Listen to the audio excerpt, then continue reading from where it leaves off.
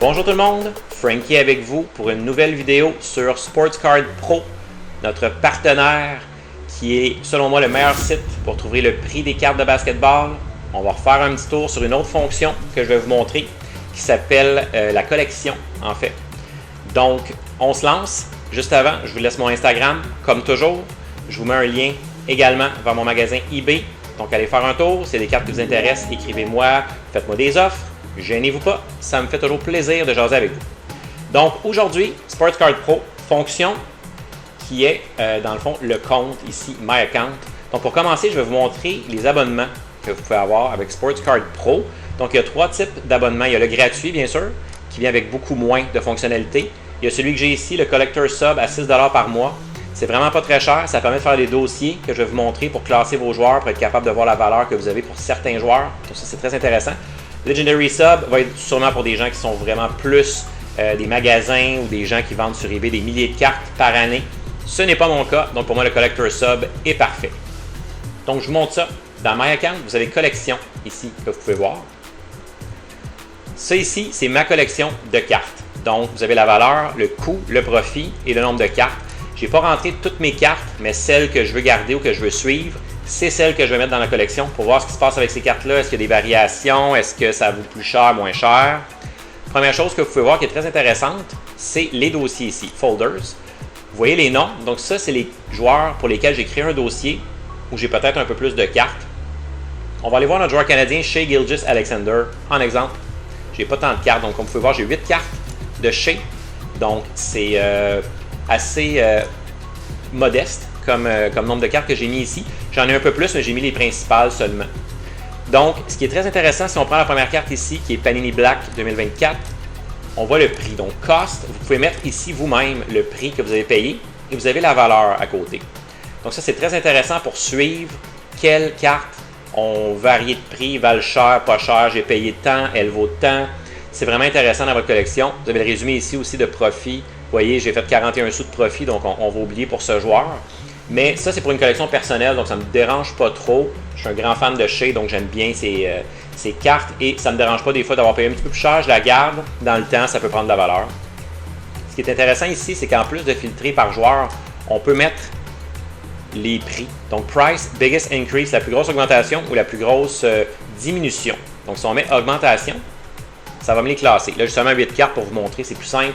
Vous voyez, il y a un petit triangle vert ici, ça veut dire que la carte a augmenté en valeur. Donc, je l'ai payé 10$, elle vaut maintenant 15,21, cette carte, qui est une Silver de Panini Black.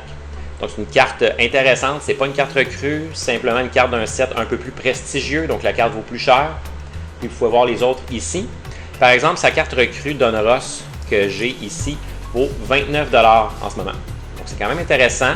29$ pour une carte de base, c'est bien, évidemment, tout dépendant de la condition. On veut s'assurer quand on achète des cartes, de toujours regarder sur SportsCard Pro quel prix se vend la carte. On va prendre la Shai Gilgeous-Alexander en exemple. Donc on clique sur la carte ici. On voit, comme je vous disais, les grades et voilà. Donc 30$, on voit les dernières ventes sur eBay. Donc c'est une carte qui vaut quand même cher. On parle de Shai Gilgeous-Alexander, le MVP. Donc c'est sûr et certain que sa carte recrue vaut cher. C'est juste une Donruss de base en plus. Donc imaginez les autres, imaginez les Prism, etc. Ça vaut encore plus cher, les optiques. Donc, on s'entend que Donruss, c'est pas un gros set, mais ça vaut quand même 30$. Donc, ça vous donne une idée. Des fois, on se dit, ah, les cartes recrues, je les garde. Est-ce que ça va monter de valeur? On parle du MVP. On parle d'un joueur extrêmement populaire, extrêmement talentueux, qui est là depuis 2018. Donc, ça fait quand même 8 ans. Donc, à peu près milieu de carrière, peut-être, à peu près. Ça vaut 30$. Donc, ça va être irréaliste de penser qu'une carte recrue Donruss d'un joueur moyen va valoir ce prix-là. Ça va valoir 5$ maximum. On s'entend, à part les Victor Wembanyama, les exceptions récentes qu'on a.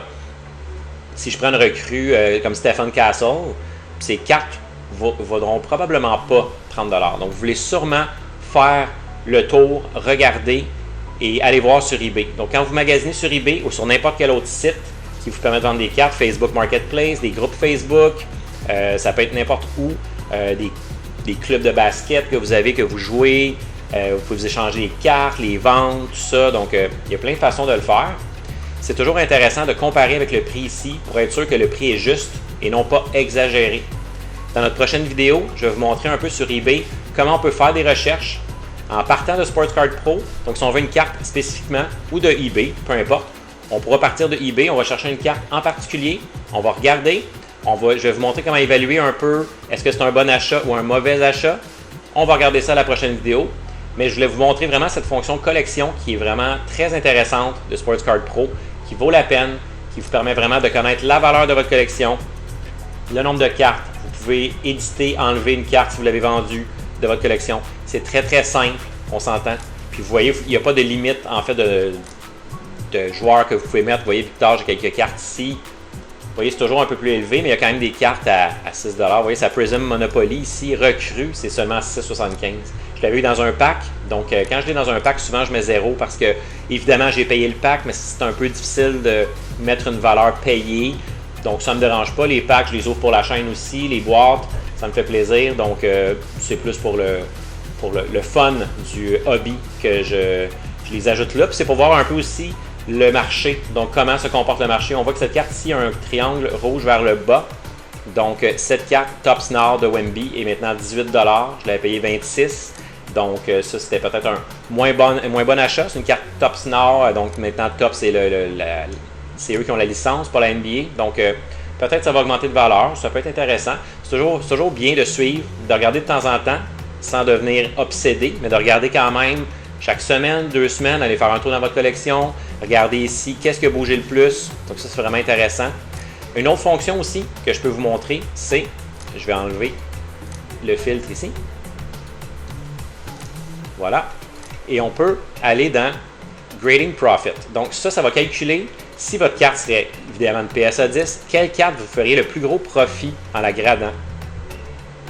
Donc vous voyez ici, j'ai une Michael Jordan Oops Number Crushers que j'avais payé 15 $. Et vous voyez, PSA 10, elle vaut 3873. On s'entend, des cartes de ces années-là gradées 10, c'est extrêmement rare. PSA est très difficile, impitoyable avec ses cartes. Un 9 est excellent. Un 9 serait quand même 109 $. Donc c'est quand même bien quand j'ai payé la carte 15. On s'entend que grader une carte chez PSA, qui est maintenant disponible au Canada, soit dit en passant, donc il y a vraiment un bureau PSA en Ontario depuis peu. C'est quand même avec les frais, les taxes, autour de 40 $ environ grader une carte. Donc je l'ai payé 15, j'ajoute 40, je suis à 55.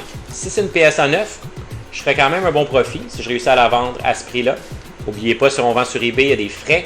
Il y a des frais de 13 % qu'eBay vous demande. Donc, c'est à faire attention sur votre prix de vente. Il faut vraiment bien travailler ça. Je vais vous en parler dans notre prochaine vidéo. On va aller faire un tour sur eBay. On va comparer des cartes avec Sports Card Pro pour voir qu'est-ce qui vaut la peine. Mais ça, c'est quand même intéressant. Vous voyez, j'ai une Kobe Bryant recrue ici. J'ai payé 30 $. Ça serait 942 $ PSA 10. Encore là, une carte de 96. Toujours plus difficile à grader. Les cartes plus récentes, habituellement, gradent mieux. Donc, c'est un peu plus facile d'avoir des 10. Mais quand même, il y a des petits trucs à regarder. On va regarder ça à la prochaine vidéo. Donc, on se voit bientôt. On va aller sur eBay et on va faire des recherches pour voir quels sont les meilleurs achats. Laissez-moi des commentaires si vous avez des questions, si vous avez des suggestions aussi, quelque chose que vous aimeriez que je parle, que je couvre. On va parler d'eBay, Sports Card Pro. J'ai plein d'autres idées de vidéos comme ça, un peu plus informatifs, formatifs, pour partager ma passion des cartes de basketball avec vous. Donc, d'ici là, on va se revoir la prochaine fois. Merci. À bientôt.